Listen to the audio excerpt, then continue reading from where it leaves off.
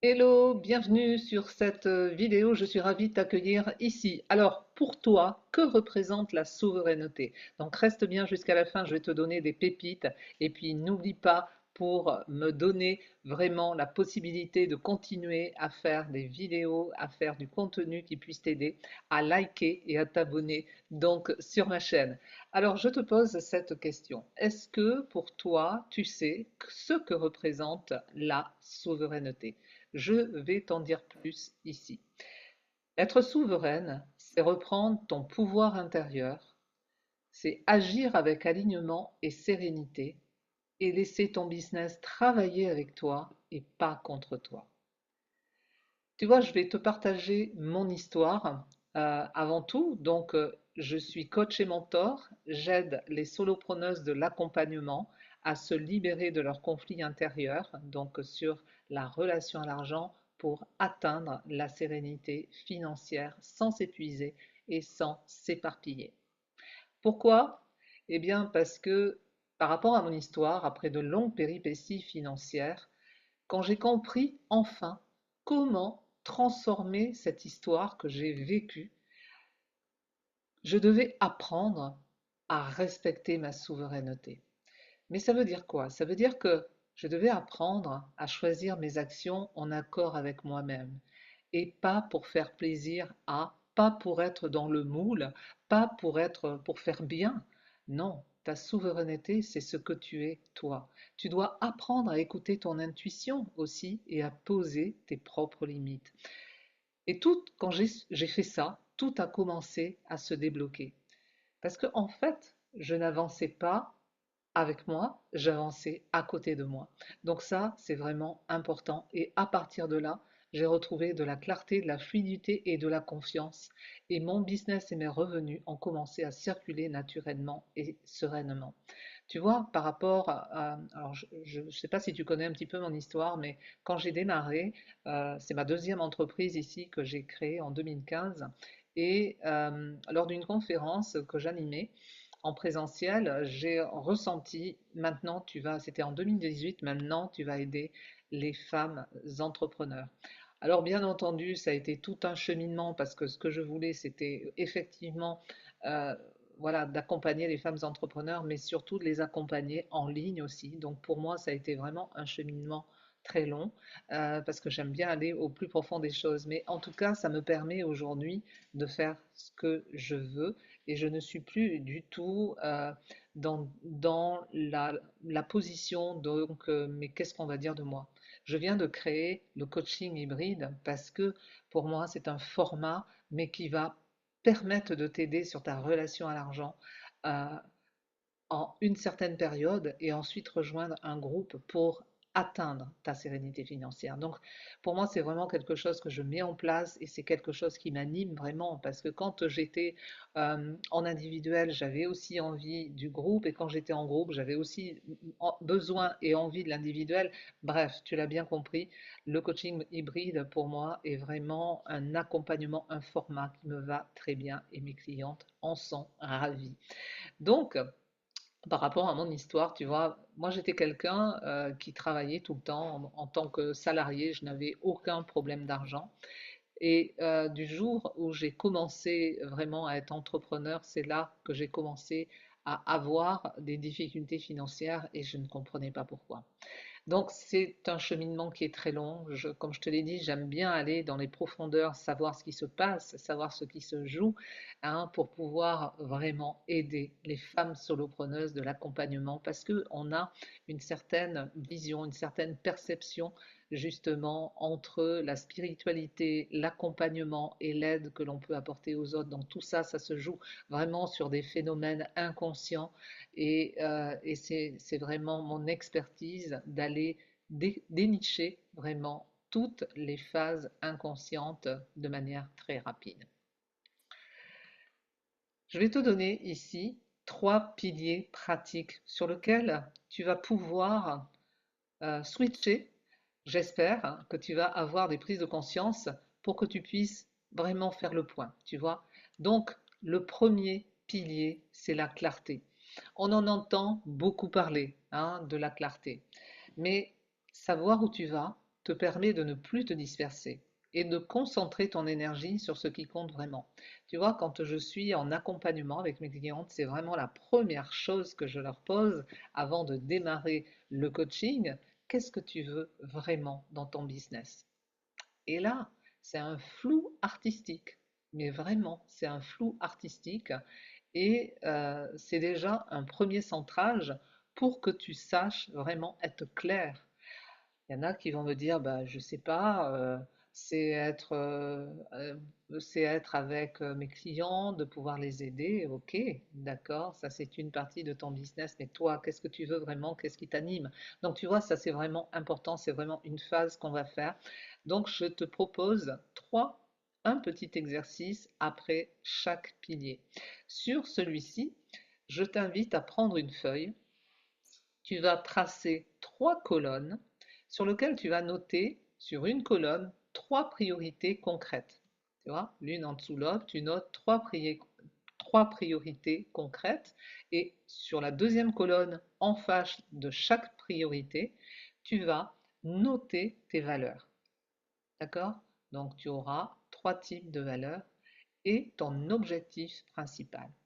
Et là, déjà, ça prend du temps. Donc, mets-toi vraiment dans un endroit où tu ne seras pas dérangé parce que ça appelle vraiment à la réflexion profonde et mets-toi vraiment dans cette écoute, dans ce que tu veux et ose écrire ce que tu veux vraiment.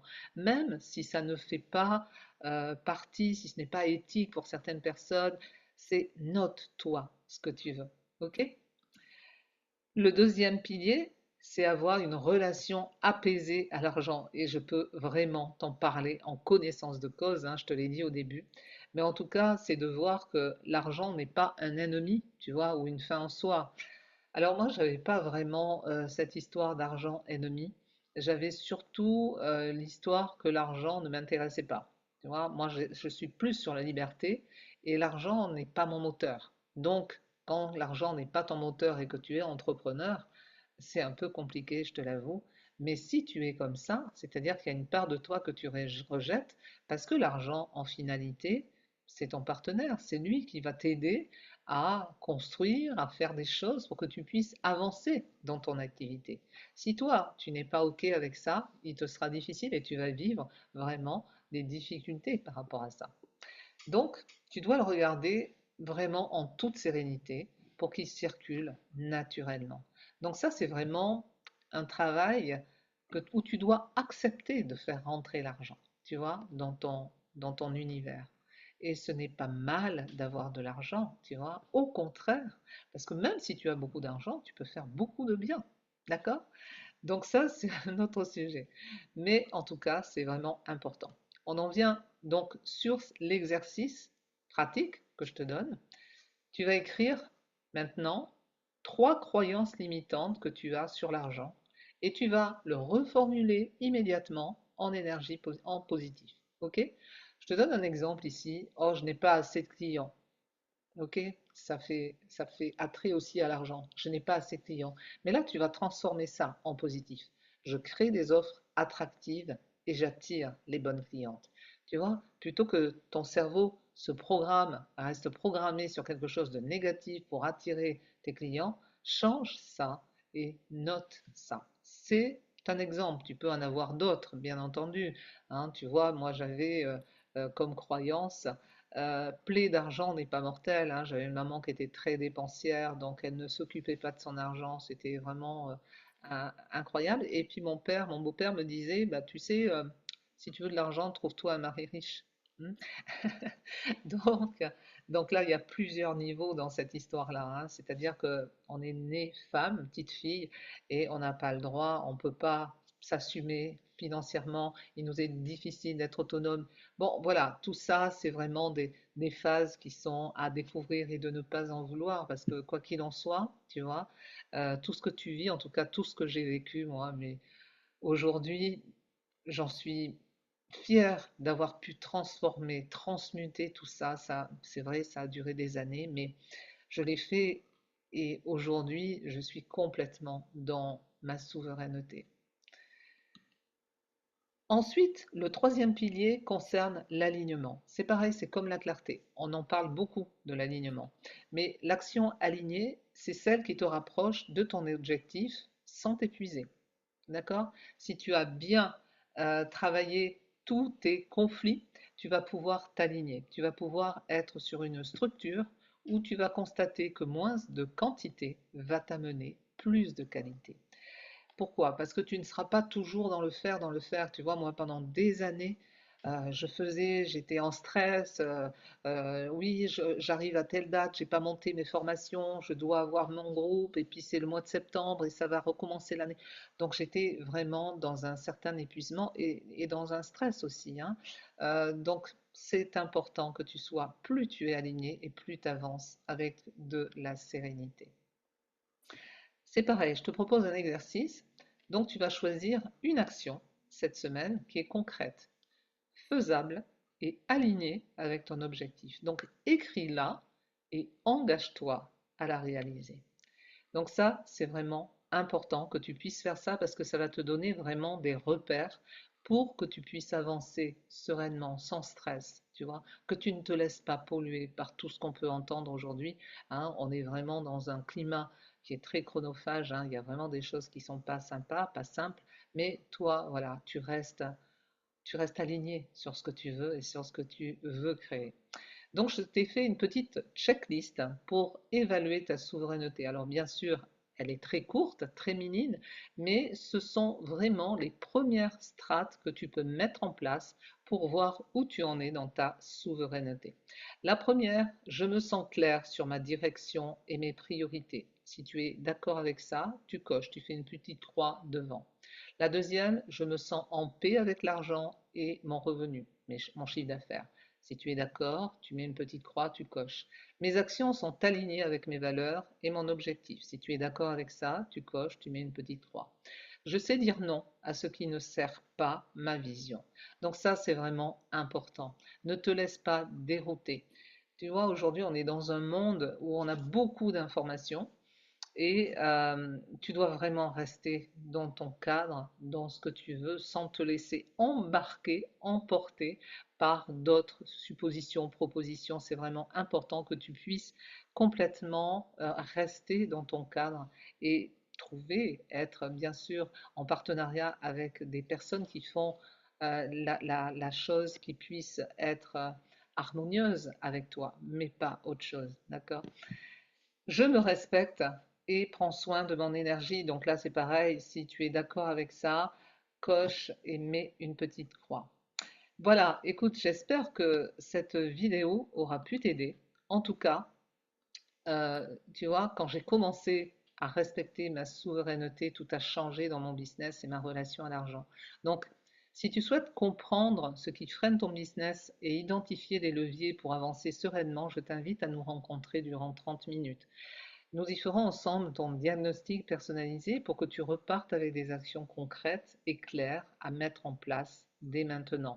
Donc si tu es d'accord, si ça t'intéresse, si tu sens que c'est le bon moment pour toi, écris le mot diagnostic dans les commentaires et je te recontacterai en MP.